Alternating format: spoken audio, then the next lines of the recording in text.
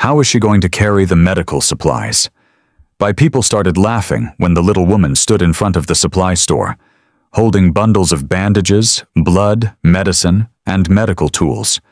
No cars, no emergency lights. SEALs are out there. Being 1 minute late can cause someone to die. She didn't say anything, just nodded her head.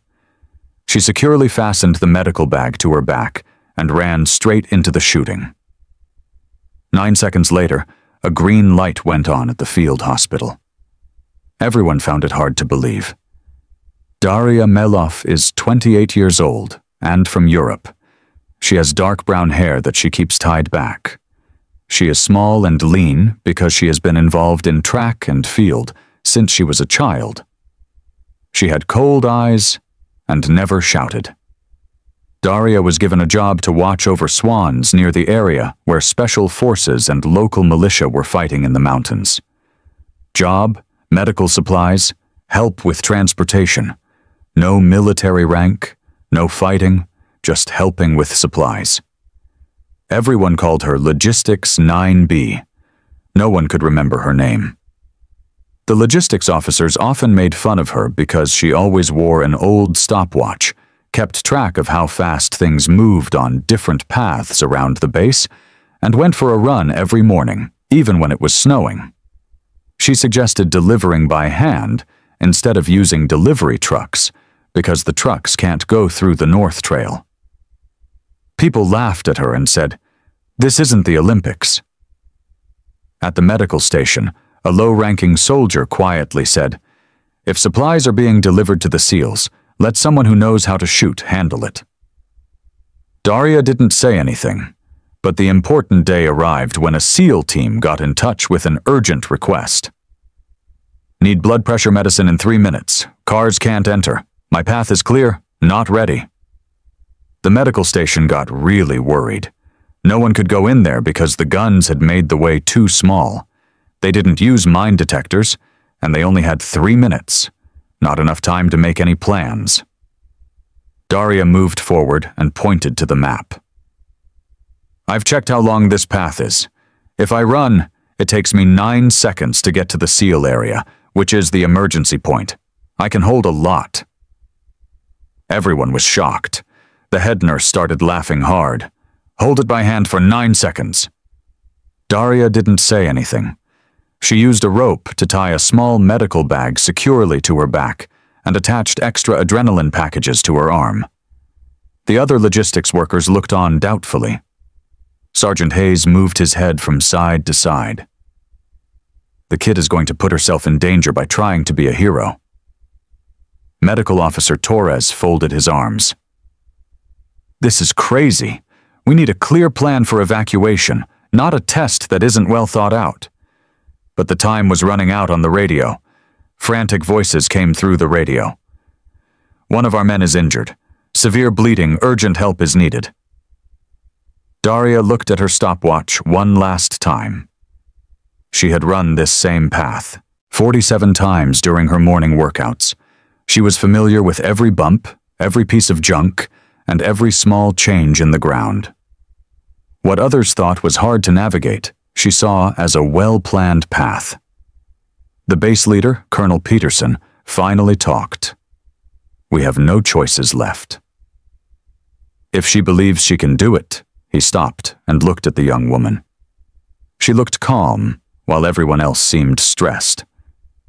Leave Daria organized the medical supplies one last time to make sure everything stayed in place during the run.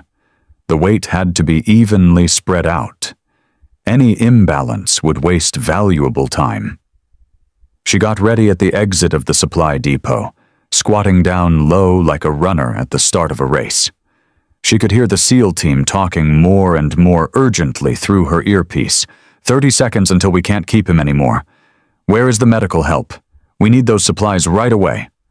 I was at a small base where it was really hard to get vehicles in and out. A woman who had no military rank and looked ordinary carried a heavy load of medical supplies through an old minefield on a rainy night. I'll always remember when she put down the medical bag and said, "Everyone is okay." That was the first time I realized that someone who saves your life doesn't always need to have a gun. 3, 2, 1. She ran away quickly. The camera took a picture. A person rushing through gunfire, bending to dodge holes, and jumping over sharp wire fences. But the camera couldn't capture how accurate it was. Daria didn't only run. She followed a path she had remembered very precisely. Step here to avoid the loose stones that would slow her down. Duck right at the spot where the sniper can't see because there's stuff in the way. Jump over the concertina wire at just the right angle to keep her speed. She breathed steadily and at a regular pace. The medical supplies stayed in place and didn't move. Everything was secured using a method improved over months of hidden practice sessions. At the 4th 2-second mark, she went past the halfway point. Gunfire started all around her, but she had learned how it worked. She understood where the enemy was, when they acted, and where they couldn't see. This wasn't foolish bravery. This was calculated carefully. At 7 seconds, she got to the risky area where most tries would not succeed. This was the place where cars got stuck and soldiers hid while waiting for help. But Daria found a narrow path that was only about 3 feet wide, where the ground offered some safety. She moved smoothly, taking the easiest way. In 9 seconds, she appeared at the seal position like a ghost. Her medical bag swung in front of her as she quickly knelt down next to the injured soldier. The green light blinked at the field hospital. Medic Corman Rodriguez quickly took the supplies, already working before he fully understood what had just occurred. What on earth happened to her? "Forget Johnson is bleeding a lot." The doctor on the radio yelled. "Right on time." What path did she take? At the base, people began looking at the records. Daria doesn't have a combat certificate, no training in military medicine, just a tiny note. Excellent sports record at Grade A University of Minsk. But there was something else. Inside a secret folder that hadn't been opened in 5 years was another story. Daria Melof took part in a program called Tactical Medical Support Initiative that was trying out new ideas. A project that trained people with great athletic skills to deliver emergency supplies in areas where regular vehicles couldn't go. The program was stopped after an accident during training that hurt 3 people. Most volunteers stop helping. Daria was the only person who asked to stay, not as a soldier, but to help in a non-military way. Her training records revealed something amazing. She could run difficult obstacle courses while blindfolded, carry 30 pounds of gear without slowing down, and move through dangerous areas with skills that amazed even Special Forces trainers. But there was a personal message in her file from the program director. Daria does not want any fighting jobs. When asked why she keeps training, she said, "Someone needs to be ready to help when it really counts." At the SEAL position, Corman Rodriguez worked quickly to help the injured soldier recover. The things Daria brought were exactly what he required. Not only the right tools, but also organized in the exact order he would use them. No looking around or digging through a messy bag. Who taught her to pack medical supplies like that? He whispered while putting in an IV line. The injured SEAL, Petty Officer Williams, was awake enough to speak softly. "Did someone really just run through that dangerous place to get us medical supplies?" "In 9 seconds. Rodriguez checked his watch and confirmed it. "I've never seen anything like this before." Colonel Peterson's voice came through the radio with some static. "Daria, please tell me how you're doing." She answered calmly right away. "Task done. Going back to the main place. Not good. Stay where you are until we can get you out safely." "Respectfully, sir. I know a safe way to get back. Different way. Same time." Before anyone could complain, she disappeared again. This time she took a longer path that kept her safe from danger, but took extra time.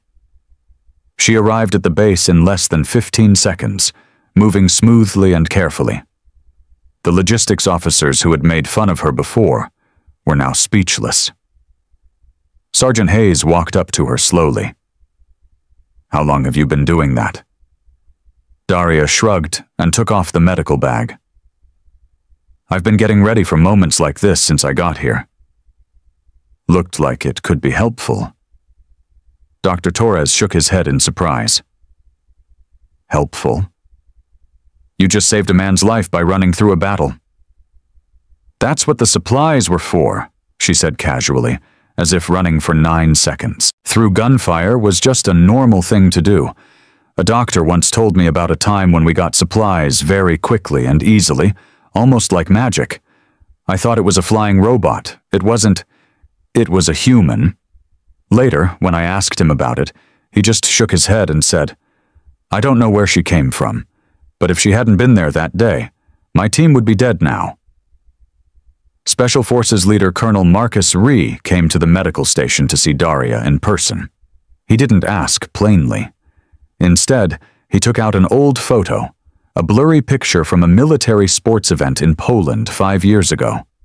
The winner of the obstacle course on mixed terrain finished with a record time of 9 point. Daria is in the photo for 0.4 seconds. However, that competition was never officially released because it was part of an unofficial military training program. This happened after the Bravo 9 incident, where 5 combat medics did not deliver supplies on time. After that event, a new team for quick supplies was created. Daria was the only one to finish all the training exercises, and then she vanished from the records. During a live fire training session, she almost died because the radar stopped working. She didn't want to take a military rank because she didn't want to be a fighter, but she still wanted to stay with the group. "I just want to give what is needed when it's needed." Colonel Ree stood straight and saluted. "We asked for everything we needed, and you helped us not because of your position, but because you gave us your valuable time." The file he showed her had information that she had also forgotten. Her training scores were very high, not only for how fast she was, but also for making good choices when things got tough, finding the best solutions, and what the teachers called tactical empathy, which means knowing exactly what to do in a crisis. She had a mental health review during her training. The person has a unique mix of physical skills and understanding of emotions, doesn't want to take on leadership positions, but shows a natural talent for it, just where it's necessary, at the right time.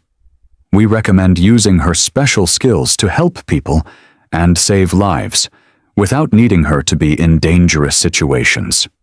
Ree explained that the program was kept secret because we were working on a problem that regular military rules said couldn't be solved. How do you deliver important supplies to hard-to-reach places when cars can't drive there, helicopters can't land, and drones get shot down? He opened another file. After Bravo 9, we lost 3 brave soldiers because the medical supplies got there 4 minutes too late. You just showed that the right person can do the impossible in 9 seconds. Daria looked at the pictures from her training days. Young faces of other volunteers who had tried but couldn't succeed, gave up, or got hurt. She was the only one left standing. Why didn't you ever share your story with anyone when you brought that blood bag at the perfect time? I realized that some people can save lives without using guns. The training was very different from what the military had done in the past. Instead of courses meant to check how strong and enduring someone is, these were courses that taught people how to understand space, timing, and what Daria called tactical empathy. "Don't just memorize the way," she said. "Find out why the path is there. Every journey shows what the person needing help is going through. Trainee, learn to understand land like it's a language. A small hole in the ground could mean there was recent shooting. Stay away from it." The way the trash was spread out showed where the snipers might have been. Use it to hide. The direction of the wind influenced how things moved and how sounds traveled, which decided if you could get close without being noticed. The biggest lesson was about understanding feelings and thoughts.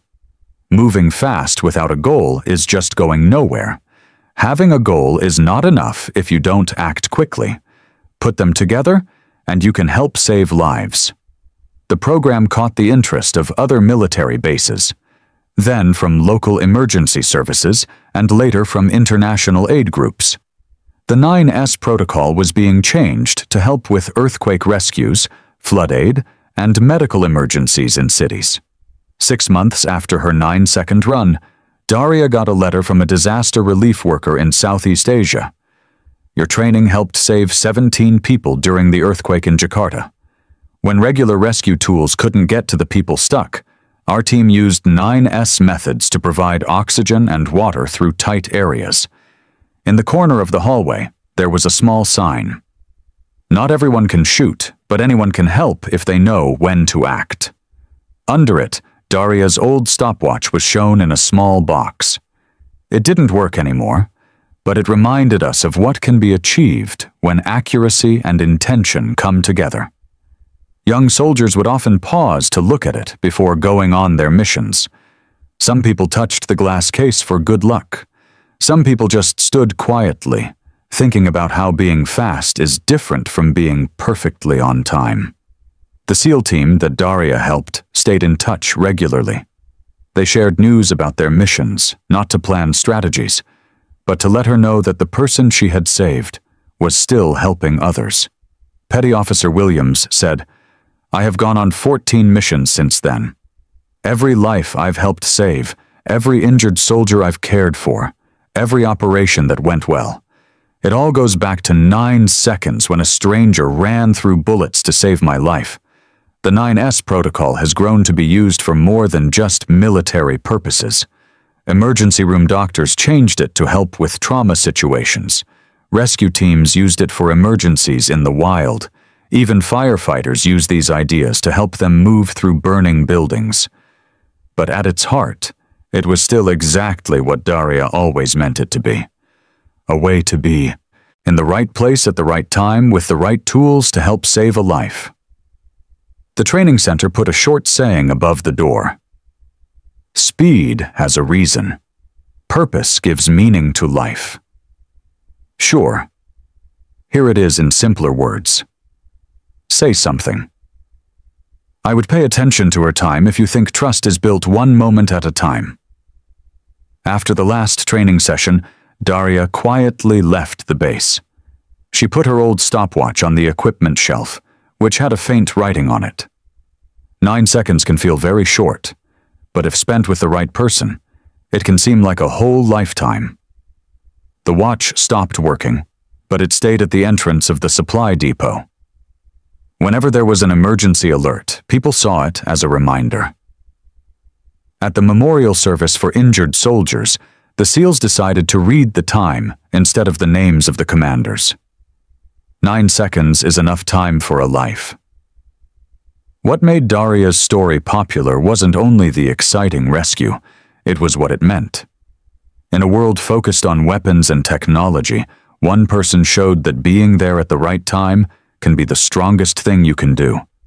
6 months later, a letter came to the base for the woman who ran in 9 seconds.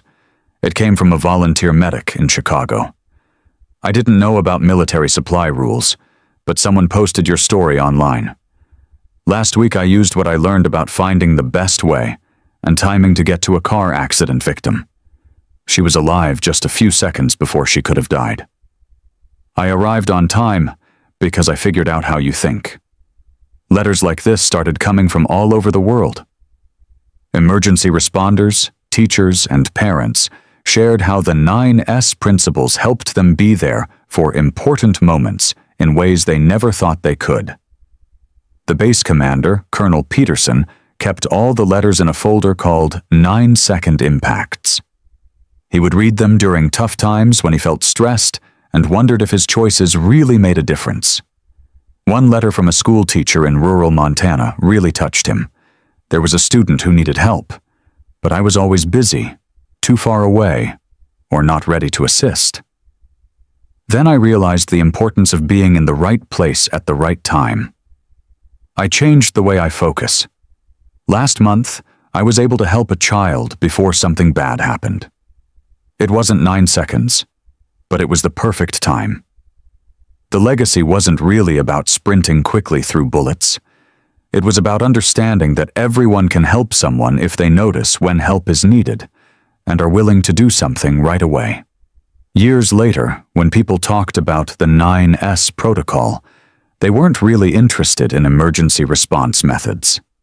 They wanted to know how to be someone who is aware and focused in a way that makes others rely on you during tough times.